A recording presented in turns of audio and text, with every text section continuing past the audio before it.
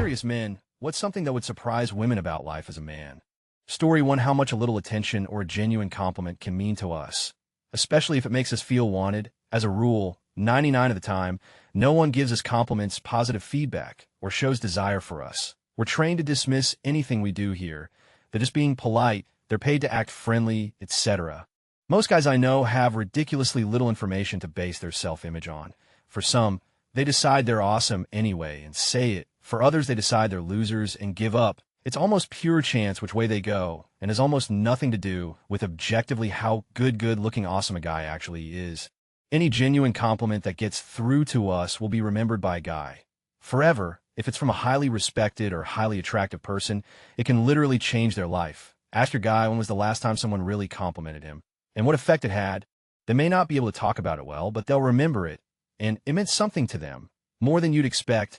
Ask any guy to tell you about the time the attractive girl, respected friend, respected teacher, whatever did or said something that made him actually believe he was worth something.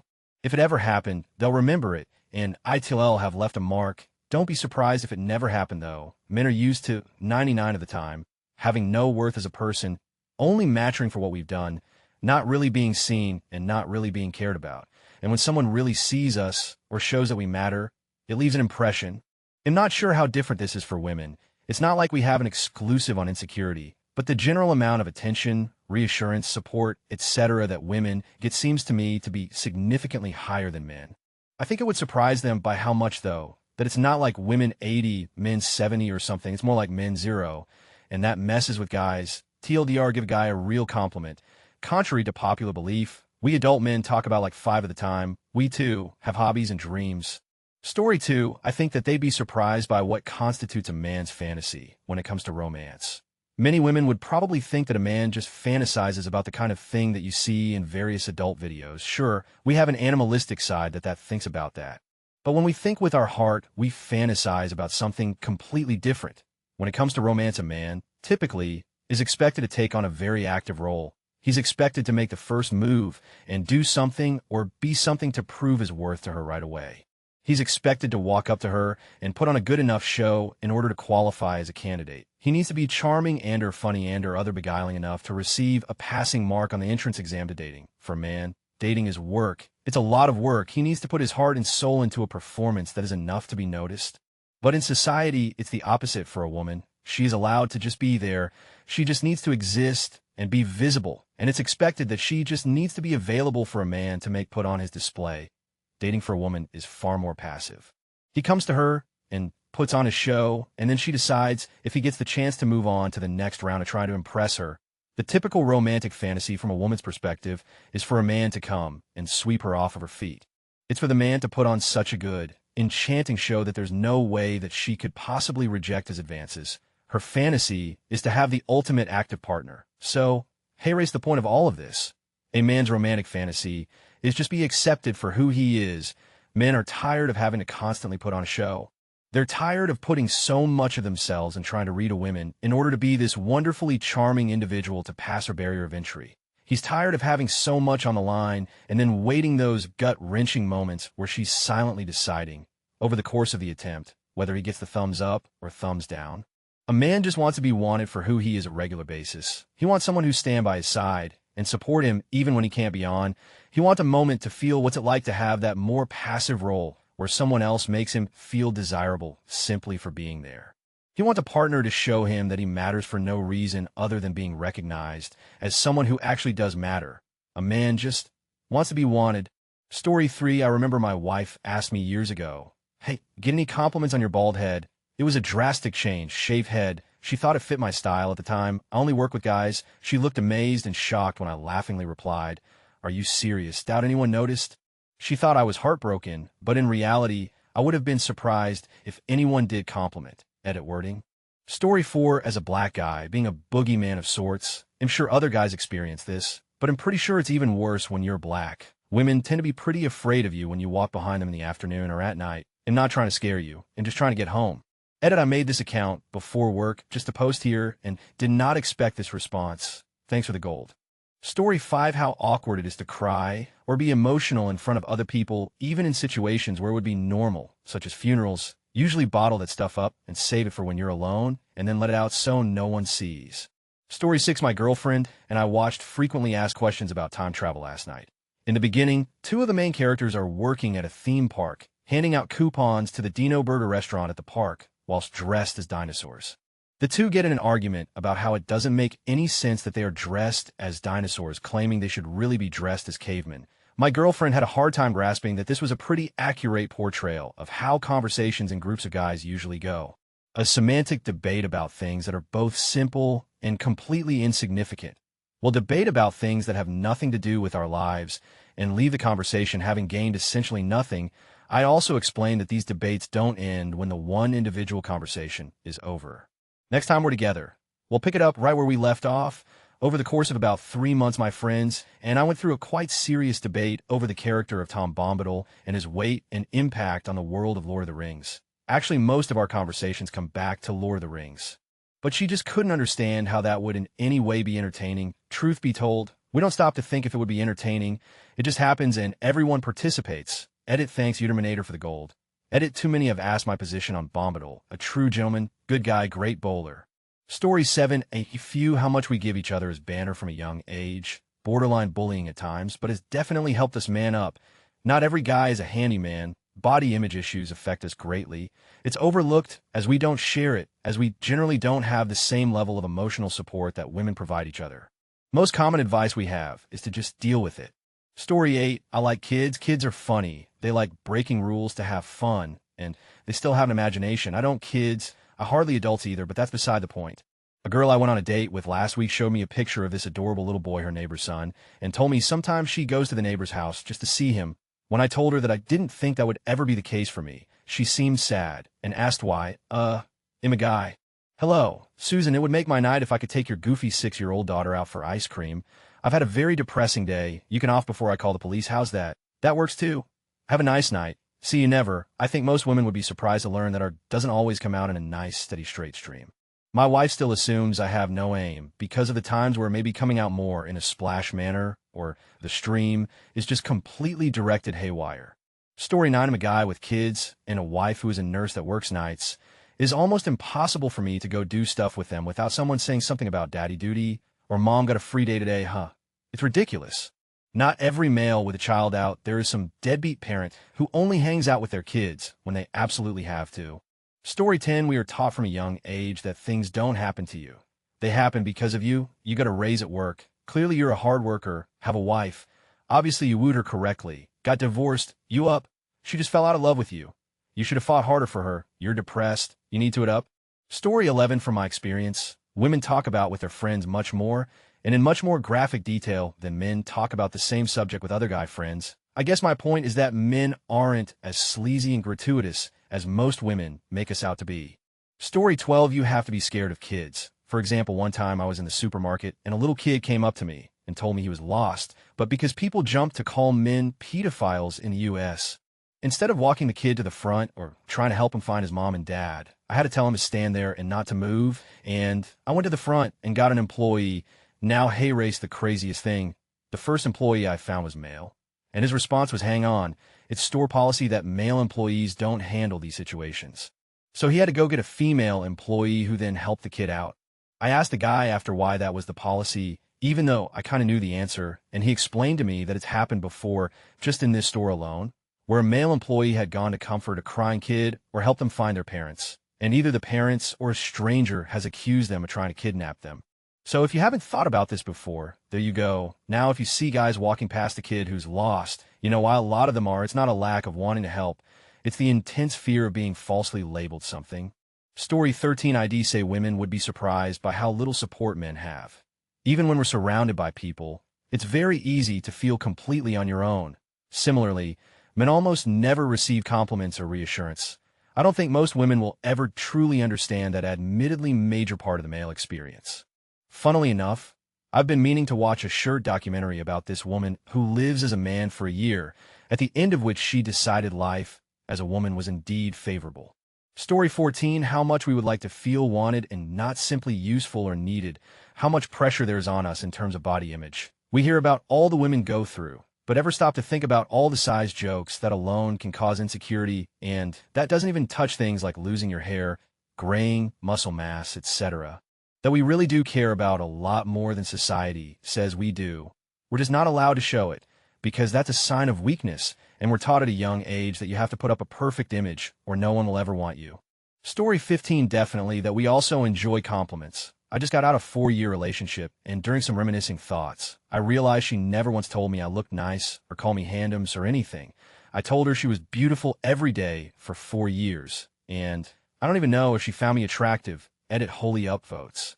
Thanks to those who call me a cutie patootie, I have high self-esteem, which is probably why I didn't notice what was going on till after we broke up. I learned a long time ago that no one's going to love me the way I love me. She was a good girl. I'm sure she didn't realize she was doing it.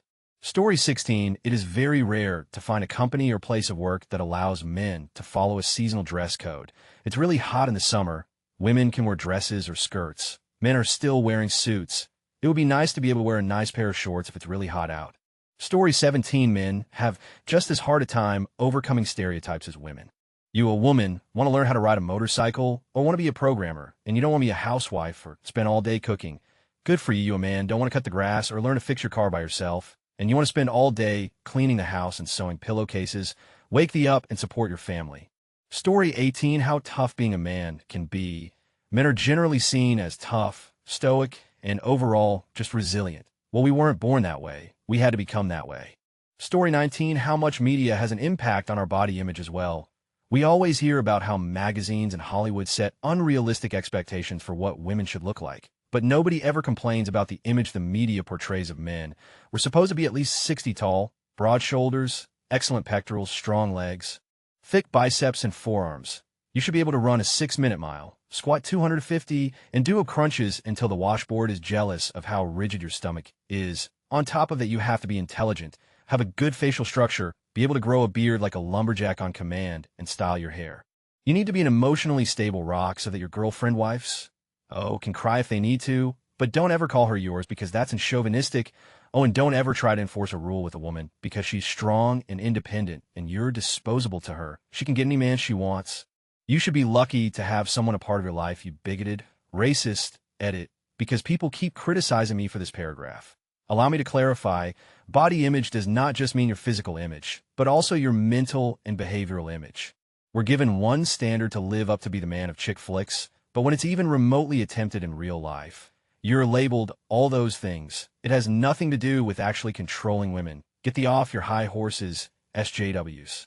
It has to do with the fact that human beings learn their behavior through observation, and when we're sat in front of screens for 8 hours a day, we're taught to behave a way that is not acceptable. Men need to take their fair share of responsibility, but ladies, if you want men to stop comparing you to porn stars in bed, stop comparing them to actors all the other time.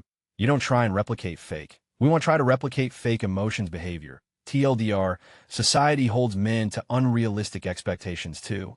The men that young boys are told to look up to are just as impossible of a goal for most men as supermodels are for most women, and it is just as damaging to their formative years. Story 20, how strongly you are made to believe that you are disposable, not worth saving, and worth only what you do, how much people believe on general principle that you're dangerous, how little your pain matters compared to a woman's. How much work goes into receiving positive feedback, compliments, company, or reassurance. I think this is mainly what I do daily, what I put most effort in to get a basic, minimum amount of these things. Most days I fail. This is from someone who is reasonably attractive, has a prestigious job, and is comfortable in groups and social situations. I can't even imagine what it's like without these things. Story 21, we pretty much go through life unnoticed save for negative attention. I have been going to a pet supply store for about a decade, and although I'm always greeted nicely, I'm generally left alone. I walked in with a baby in a carrier one day, and I was greeted by everyone, and every single employee went out of their way to ask me what I was getting, and if they could get it for me. I was fully capable for getting a 30-pound bag of dog food and the baby, but one employee simply wasn't having it. He ran to the back to grab the food and carried it to the checkout, and then carried it to the car. I was shocked. I told my wife about it. And she said, they do that every time you go there, don't they? Apparently, this is the service she receives every single time she goes there, or pretty much anywhere with decent customer service. She was shocked to hear that I didn't receive the same service. Story 22, literally. Sometimes we could be sitting there thinking about nothing, My GF sometimes looks over and asks me what's wrong as I have a sad or upset expression on my face, but all I'm really wondering is how the fly that's buzzing around my room got in when all the windows are closed. Story 23, this sort of post has come up in the past, and overwhelmingly men say they don't get sincerely complimented often enough. So when it happens, it sticks with them for a long time. I had such an opportunity at the grocery store a week or so ago. A man was walking toward me, and I noticed he had a nice beard. So I decided to tell him I liked his beard. He smiled and touched it and said, "Thank you. I feel like it was a small but good deed." And I hope it sticks with him as the genuine compliment it was. Story 24, how body shaming happens to men as well.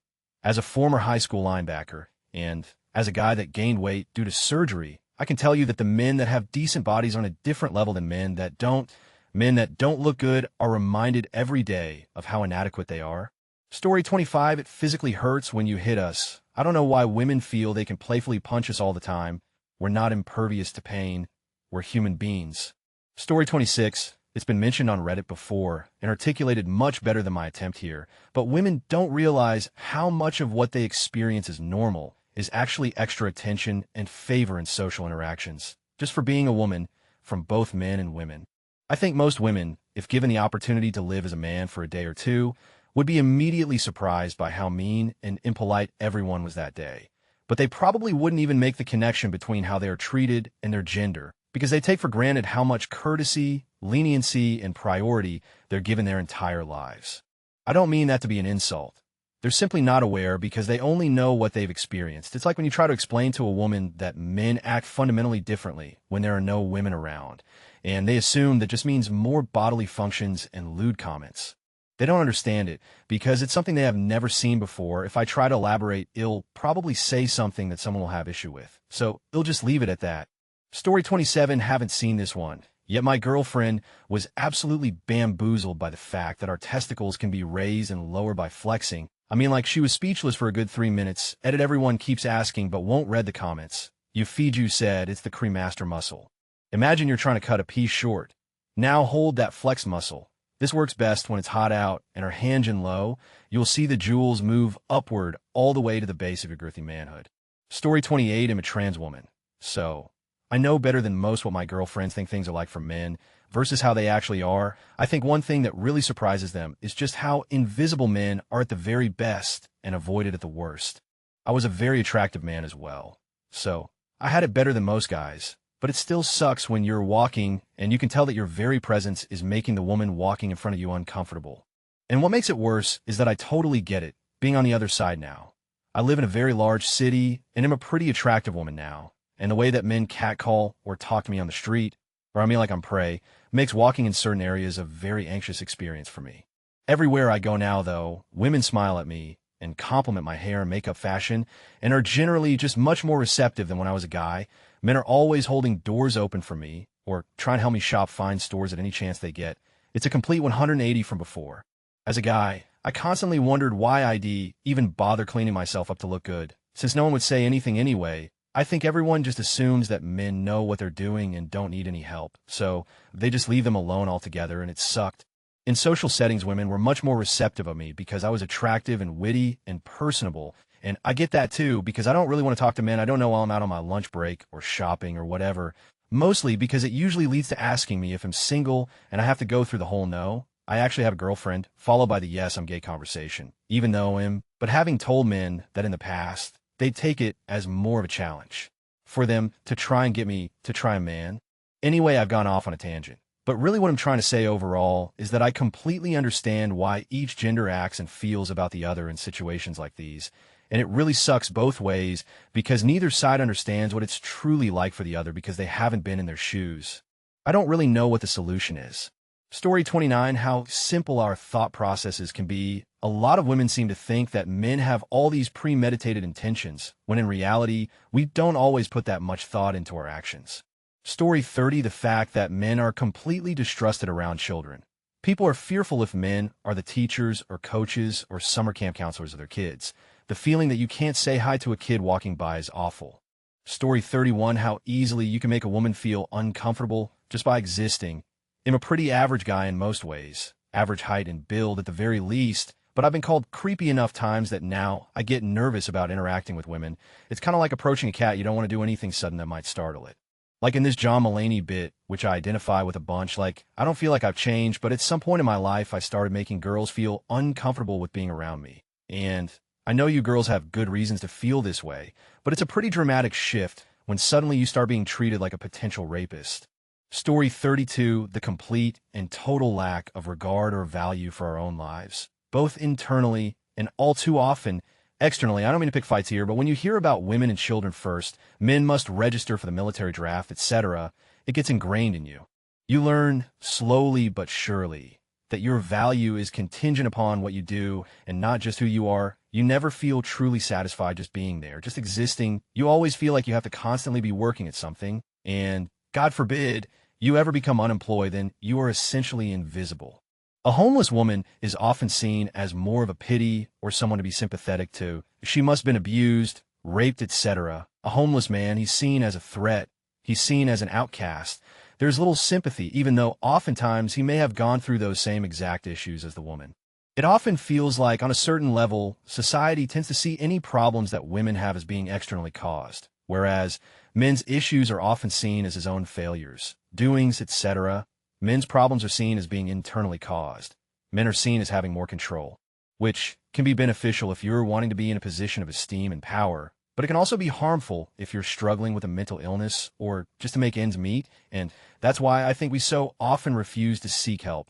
We don't want to admit that a problem might be there, because we're afraid that ITL will turn into an indictment of ourselves, and no one will sit there and say, it's not your fault, you're good enough, you're valuable just as a human being. Because I've never felt that a man's life is seen as unconditionally valuable. It's valued so often based mostly on what he does or failing that doesn't do.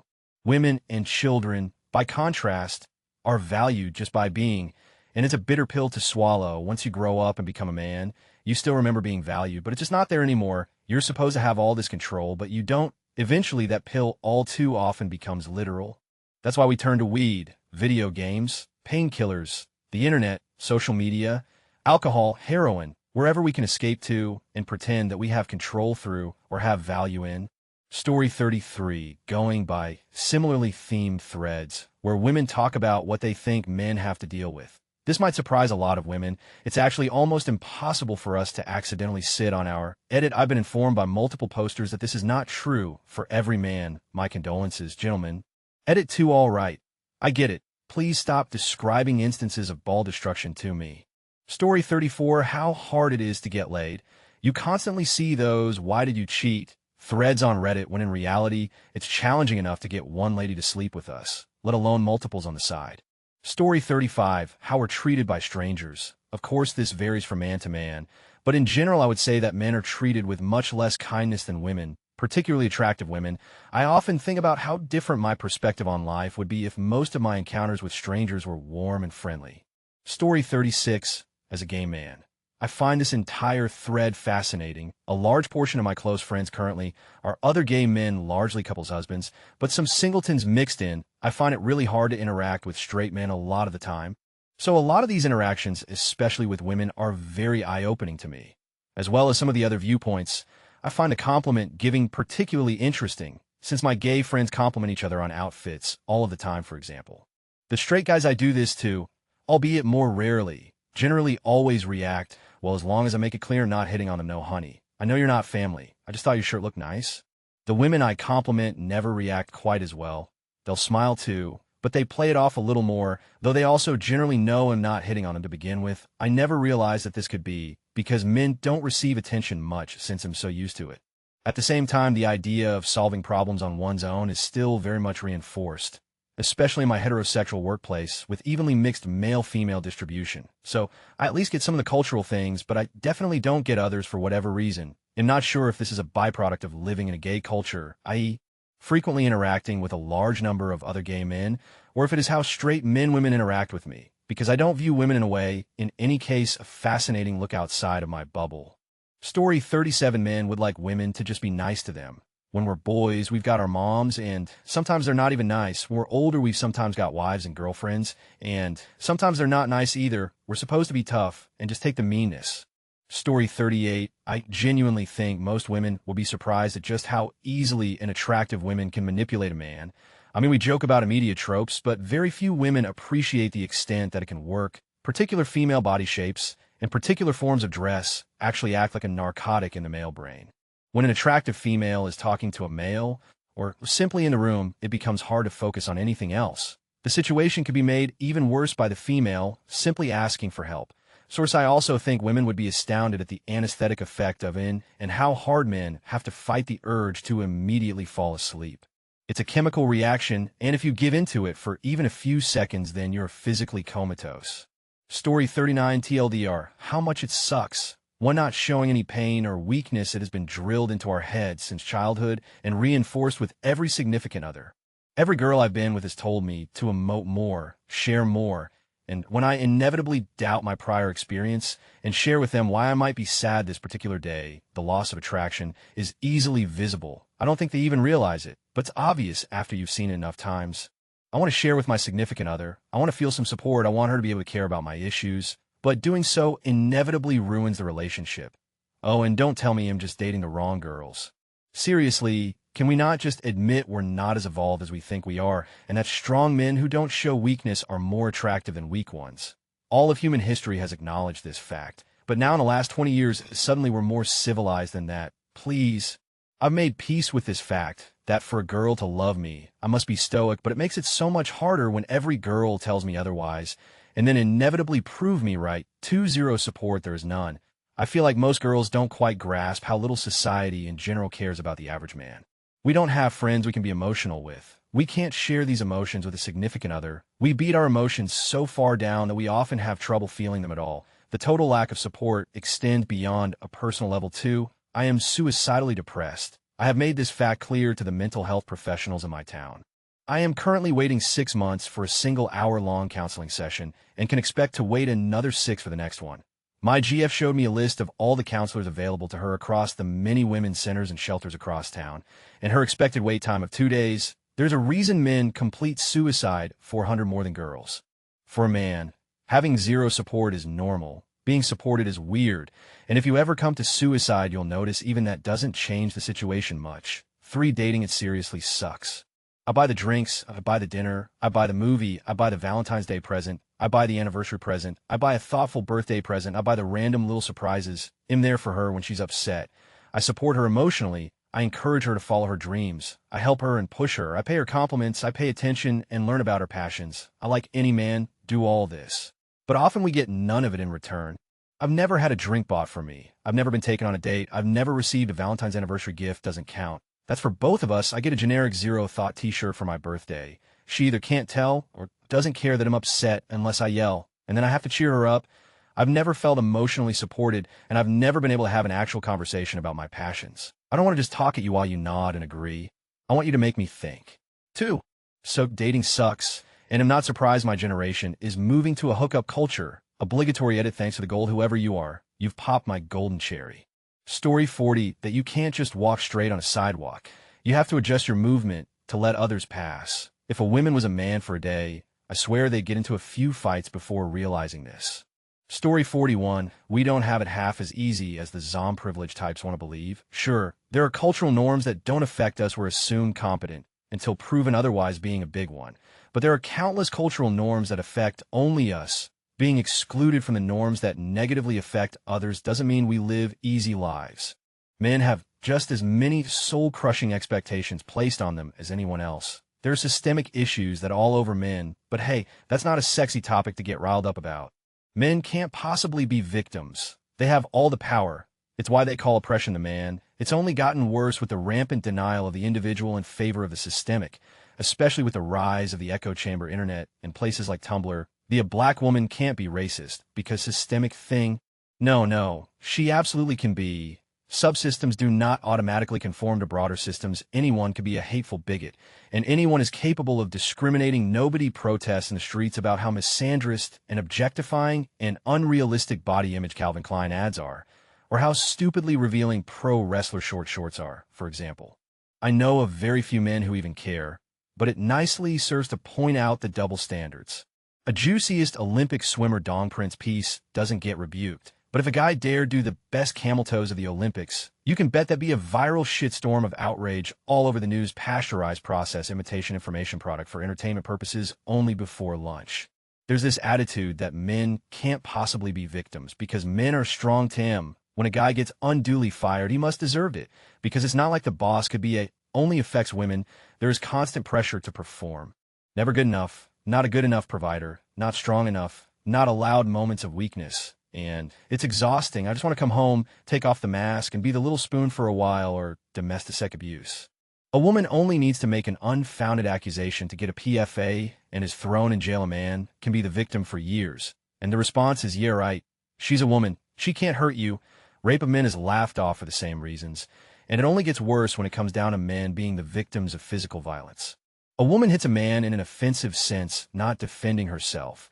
And he deserved it. A man hits a woman in self-defense. And how dare you, don't you know you are so much bigger and stronger than her, you monster. It's not like there's such a thing as men's shelters. And in my experience, women's shelters would rather leave a male child in the hands of an abusive father than allow him into the shelter with his mother and sisters or social safety. Men are less likely to get welfare because they're men. Go get jobs. You mooches, how pathetic is it that you can't provide for yourself? You're a man. And don't get me started on divorces. Not too long ago, a judge used "I couldn't imagine coming home and my kids not being there" to justify giving full custody to the mother, without even once considering that, hey, the father's going to be just as heartbroken. The women are helpless and incapable of providing for themselves. Mentality runs rampant in the legal system. Everything from custody to support alimony. MRAs, as the internet knows them today, are even more nuts than the militant feminists. But I can't deny that under the sad machismo and horrible control freak is a valid point about the ways the legal system treats men in domestic matters. When it comes to topics of a less depressing or infuriating nature, something that just kind of sucks romance for women is a seller's market. Societal norms is that men have to express interest first and then get blasted as evil horny pigs because she's getting hit on repeatedly, which usually gets taken out on the most recent guy. I get that, it must be exhausting, but you know what? So is getting chewed out because men are expected to take the first steps and others have come before me. If women would make the first move often enough that if you like someone, express interest becomes the cultural norm, both of our problems would go away now. I know there's a lot of angry tirade in there. No, I do not blame women specifically for any of this. The systems are at fault. The only thing I do blame individuals for are when they come along and start vehemently denying that the bullshit men have to go through on a daily basis even exists because privilege.